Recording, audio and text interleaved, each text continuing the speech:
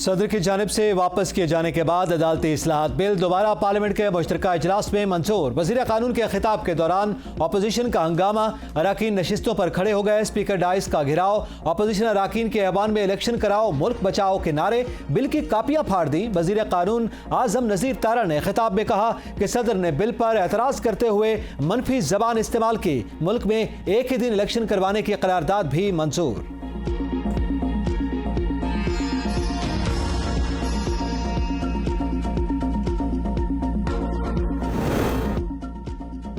क्वेटा शार इकबाल रोड पर एसपी की गाड़ी के करीब धमाका, 4 अफराद जाँ बहक, 8 अफराद जख्मी हो गए। मुतादिद गाड़ियों में आग लग गई, जख्मी अस्पताल मुंतकिल।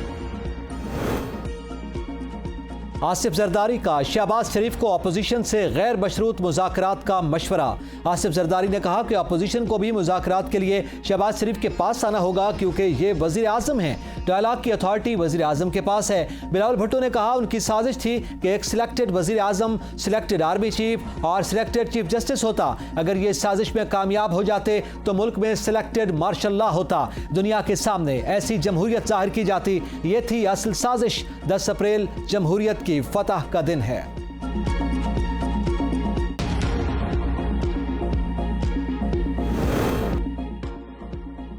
जस्टिस काजी फॉयज ईसा की आईने पाकिस्तान की गोल्डन जुबली कन्वेंशन में शिरकत। हम कभी कभी दुश्मनों से इतनी नफरत नहीं करते जितनी एक दूसरे से की जाती है। जस्टिस काजी फॉयज ईसा ने इजहार ख्याल किया।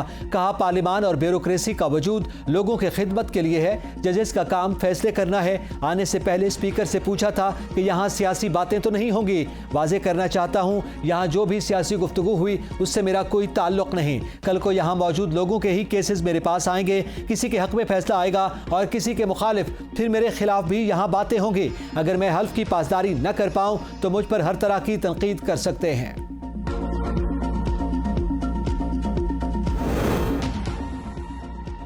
इलेक्शन कमीशन ने इंतखाबी तारीख के ऐलान और पोल डे आगे बढ़ाने का इख्तियार मांग लिया। इलेक्शन एक्ट की सेक्शन 57(1) और 58 में तरमीम जरूरी है। चीफ इलेक्शन कमिश्नर का स्पीकर कौमी असम्बली और चेयरमैन सेनेट को खत में कहा गया, साफ शफाफ मुनसिफाना गैर जानिबदाराना इंतखाबात का इनेकाद इलेक्शन कमीशन की जिम्मेदारी है।